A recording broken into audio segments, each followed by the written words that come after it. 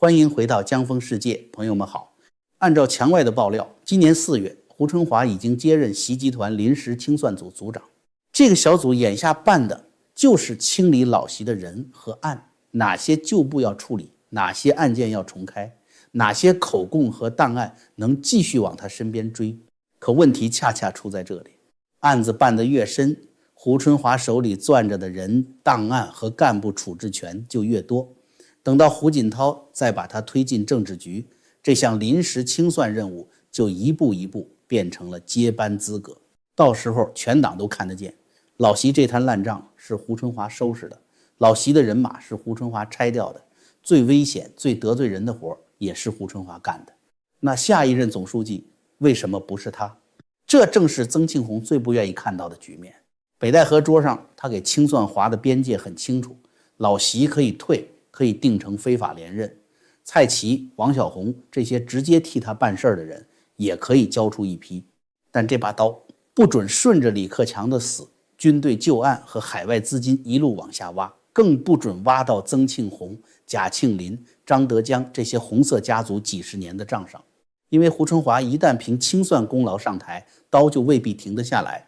今天查蔡奇、王小红，明天就可能查家属、代持人、海外公司和信托。到那个时候，老习只是第一本账，红色家族才是后面那一轮总账。就在这条路眼看要接上的时候，7月21日，蒋网正突然放出另一套说法，李强可能在21大接班。等李强执政以后，2027年或者2028年再推动官员财产公开。朋友们，这条消息真正要看的地方是曾庆红这一派在给红色家族递另一个选项，不用让胡春华拿着刀继续往下查，李强上台也可以叫财产公开。这样一来，两件事就被拆开了。胡春华现在办习集团可以，但只能办到划好的边界。办完这项临时任务，总书记不归他。至于以后官员财产怎么公开，从哪一年开始，追不追旧账，家属和海外资产查到什么程度，全部交给李强重新安排。所以财产公开在这里根本不是李强上台以后的一项政策，它是李强上台以前递给红色家族的投票条件。你们把票投给我，我保证这件事不会按胡春华那种一路追旧账的办法来办。这就是今天真正的接班争夺。胡春华要把清算老习的战功变成接总书记的资格，曾庆红要赶在他的刀碰到红色家族之前把刀按住，再用李强这套更缓更可控的财产公开把各家的票拢回来。北戴河争的早就不是老习该不该清算，是谁能让红色家族的账最安全。谁答得上这个问题，票就是谁的，位置也是谁的。先回答一个问题，满朝文武为什么偏偏是胡春华？把日历翻回2022年10月22日人民大会堂20大闭幕式，全世界的镜头都开着。前任总书记胡锦涛被2个工作人员半架半请当众带出会场。第二天，新一届政治局名单公布，24个人从头念到尾没有胡春华。要知道这3个字从名单上消失意味着什么？胡春华是胡锦涛隔代指定的接班人，共青团一路培养上来，主政过内蒙古、广东，官至副总理。按老规矩，20大他该进常委，结果常委没进，连政治局都被踢了出去。第2年3月给了个政协副主席。中共官场人人都懂，那是养老的地方，一天架走师傅，一天废掉徒弟。胡家2代人是被当众羞辱完的。按照墙外的爆料，那时候的胡春华自己都认了政治生命已经结束，甚至做好了哪天被安排去世的准备。然后是4年冷板凳，他不表态，不站队，不冒头，政协的会照开，闲差的活照干，外人看这人废了。可回头再看，这4年恰恰救了他。老习的人把他从头查到脚，翻了个底朝天，一个案底都没翻出来。在一个人人屁股底下都有账的官场里，他成了稀缺货，一个干净人。所以等到元老们要挑清算指导人，条件一摆出来，你会发现根本不用挑。这个人得跟老习有仇，不然下不去手，得自己干净，不然刀还没举起来，先被人反咬一口，还得懂组织，懂干部，知道档案里哪一页藏着要害，不然清算清不到点子上。胡春华当年就是按接班人培养的，这套业务他门儿清，3条标准全党划了一遍，3条全占的就他一个，他不是被挑中的，他是唯一人选。但真正的转折在这儿，墙外的说法，刀递过去的时候，胡春华反手开了个价，胡锦涛想要平稳交接，想让他承诺不清算习集团，他不干。他的意思翻成大白话就是，要么让我把刀砍到底，要么这总书记我不接。为什么？他怕胡耀邦，怕赵紫阳，那2位的下场摆在党史里，旧账不清就上台，哪天人家缓过劲来，第一个废的就是你。他手里还攥着一张最硬的牌，李克强的死，李家人到今天还在讨公道，天天追着温家宝、汪洋要说法。胡春华把这案子往桌上一放，除非胡家能劝李家咽下这口气，否则就得大清算。所以你看明白了，这把刀不是袁老塞给他的，是他自己开的入场价。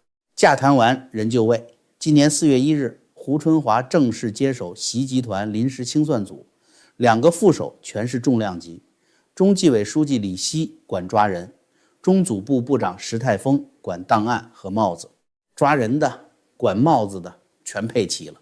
刀快不快？看见没？见血。上任前2个礼拜，3月17日，公安部长王小洪刚从越南落地，就被中纪委带走协助调查。他是替老习干了半辈子脏活的人，清算组还没挂牌，最难啃的一个先被按住了。上任第3天，4月3日，官宣马兴瑞落马，政治局委员、前广东省长、新疆书记，替习家敛财的家臣。7月14日，马兴瑞开除党籍，开除公职，移送检察机关，成了何卫东之后第2个被双开的现任政治局委员。又过5天，7月19日，他的账房，国家开发银行原行长欧阳卫民，当年在广东给他管金融的副手，也进去了。3个半月，从刀把子到钱袋子，一条线一条线的割。顺便说一句，别把这当反腐，中共的反腐从来不是给老百姓的交代，是内斗的刀。同一个李希，前几年还是老习手里的酷吏，如今调转刀口，砍的全是老习的人。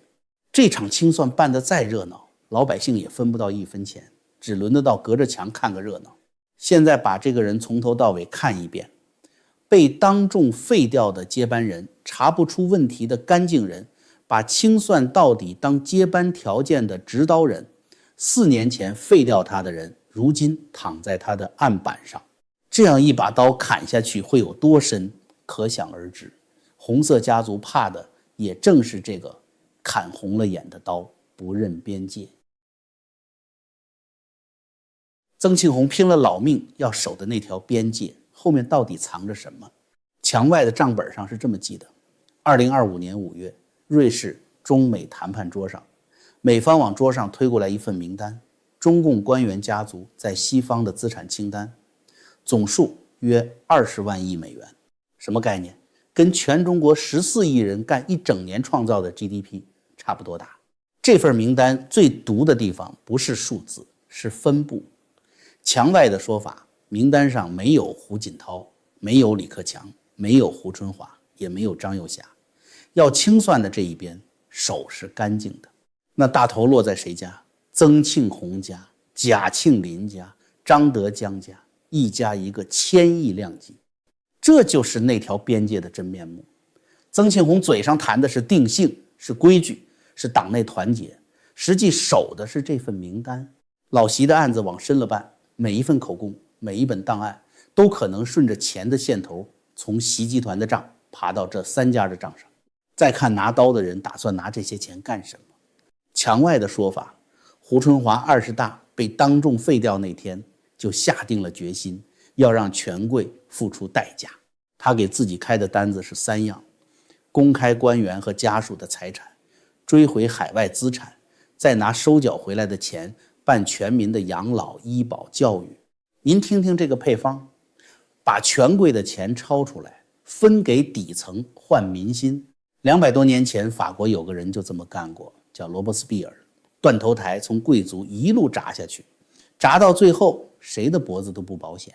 而且按墙外的爆料，他的接班底线不只是清算习集团，后面还挂着一句连中共保守派一起算。保守派的顶梁柱是谁？就是曾庆红、贾庆林、张德江。您说这是不是曾庆红们想多了？还真不是，因为这把刀已经下过他们一次。就在去年2025年7月26号，悉尼一辆150万澳元的劳斯莱斯撞上奔驰，把对方司机撞成重伤。开车的是个23岁的中国姑娘，叫杨兰兰，持澳洲永居，名下财富多到澳洲媒体越挖越挖不到底，钱从哪儿来的，爹妈是谁，全查无此人。一个23岁的孩子在海外过手这种量级的钱，权贵后代有恃无恐，这就是活标本。半个月后，8月，北京把中联部部长刘建超带走了。中联部管中共的对外交往，墙外的说法，这位是党内最懂权贵海外资产怎么布局的人，谁家的钱走哪条道，出的境落进哪个信托，他脑子里有本账。杨兰兰在悉尼开豪车，刘建超在北京进班房，这2件事一前一后，保守派当场看懂了，对面这回可能来真的，真要公开官员家属财产，真要追海外资产。墙外的记录是，就在那个8月底，曾庆红这些人180度大转弯，主动联络温家宝，转头支持老习全退，拿老习的人头换自己家的账本，宁可接受汪洋那套分钱的政改，也绝不能让要命的胡春华上来。所以曾庆红这盘棋您现在看明白了，去年8月他们交出去的是老习的全退，今年眼看胡春华要拿着清算战功一路走到总书记，他们要保的东西一样没变，只是筹码得换了。挡不住这把刀，那就换一个拿刀的人。换谁？就在这个当口，李强的名字被推出了水面。先看看被推出水面的这个人成色怎么样。李强，浙江人，发迹的头一步是老习在浙江当省委书记那几年给他当省委秘书长，说白了大秘管家。老习后来一路进京，没忘了这个伺候得力的管家，先让他当浙江省长，再调江苏当书记，2017年放到上海当书记，进政治局。到2022年20大，更是破了几十年的规矩，一个既没在中央干过，也没当过副总理的人，直接空降成总理。整个官场都看得懂这份履历，是老习一笔一笔替他填的。他自己拿得出手的政绩是什么？2022年春天，上海封城2个月，2000多万人被焊在家里，买不到菜，看不上病，主政上海的就是他。墙外的说法，他私下还辩解，是孙春兰带着钦差令来封的，他不敢不封。您听听，这就是他的行事逻辑。上面让干什么，再离谱也干，干完了锅是上面的。当上总理之后呢，国务院的实权被老习拿走，他这个总理批示照签，会议召开，就是不做主。今年7月初，广西发大水，灾情大到往年副总理张国清都得往现场跑的级别，这回连张国清都没去，李强就给了一纸不痛不痒的批示。墙外的消息，元老们如今真正拍板的那个班子，几次3番提醒他去一线看看，他装傻不接茬。为什么？去了是抢老习的镜头，得罪老习；不去顶多算个不作为。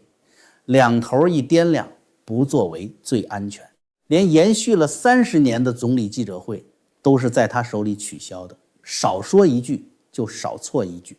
这个人一辈子的本事就一样，把头顶上的人伺候好，自己绝不多走半步。您可能要问了，就这么一个人凭什么接总书记？问反了，红色家族这回挑人要的恰恰就是就这么一个人。他们是在选保安，您把2个候选人并排放一放。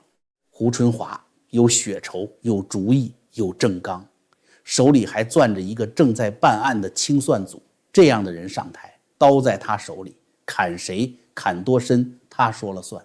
李强呢，3样全没有。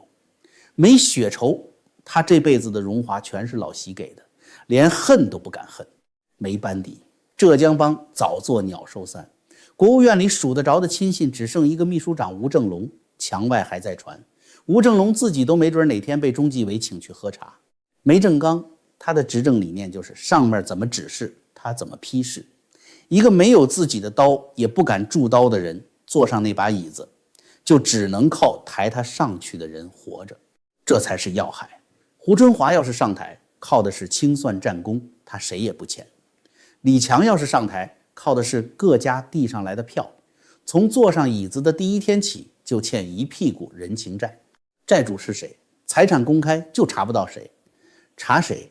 查到哪一年，追不追旧账，海外的算不算，债主们在桌子底下早就替他定好了。何况李强本来就是他们阵营里的人。墙外的记录，今年1月20号那场对军中元老的刺杀案之后，曾庆红挨个约见李强、赵乐际、王沪宁，要求他们站到元老一边。李强站了，墙外记的保守派阵容名单里，他的名字就排在曾庆红、贾庆林、张德江后面。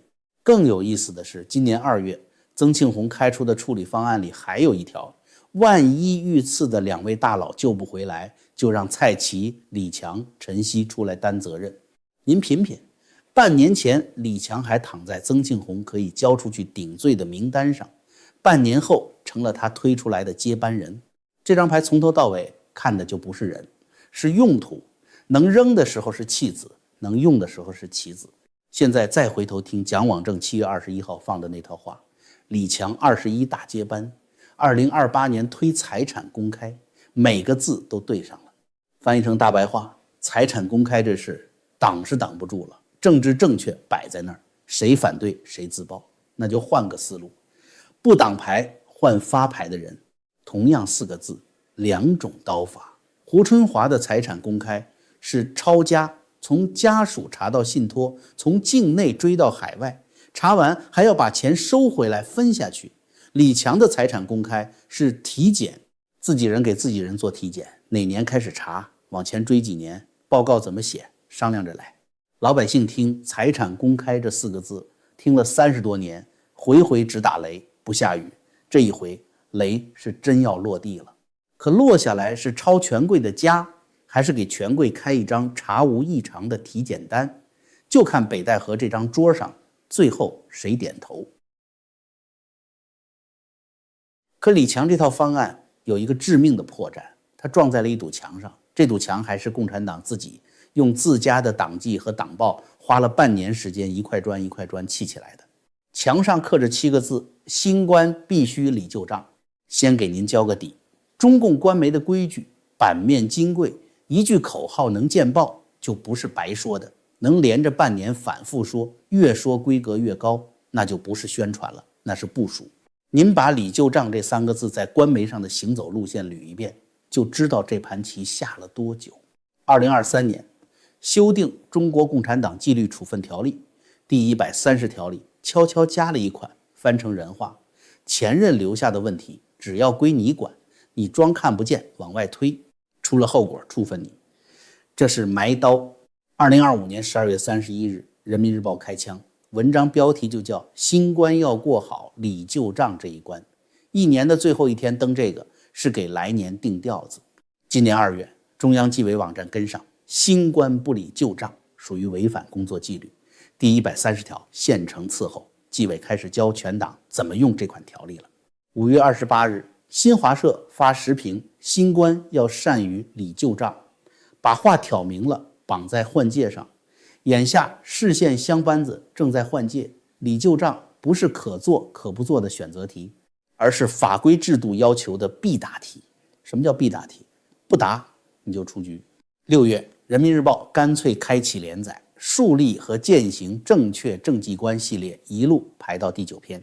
6月17日那篇引的是老习自己的话，政绩既体现在解决现实矛盾上，也体现在解决历史遗留问题上。6月26日的编者案把整句原话抬出来，杜绝新官不理旧账那一套，看出这步棋的毒辣没有？绞索的绳心用的是老习自己的语录。从此这条线谁也没法喊停，你反对理旧账就是反对他的思想，这套材料哪怕将来烧到习家自己头上，全党也没有一个人有立场站出来说这旧账不能再理了。7月10日，中央整治形式主义为基层减负的专项会议在北京召开，出席讲话的是蔡奇，政治局常委，老习身边最忠的大管家。会议布置的原话：抓实新官，不理旧账，突出问题集中整治。语录当绳心，最后打结的是他自己的大总管。这个结一打，全党范围的集中整治正式启动。咱们把这半年摆整齐。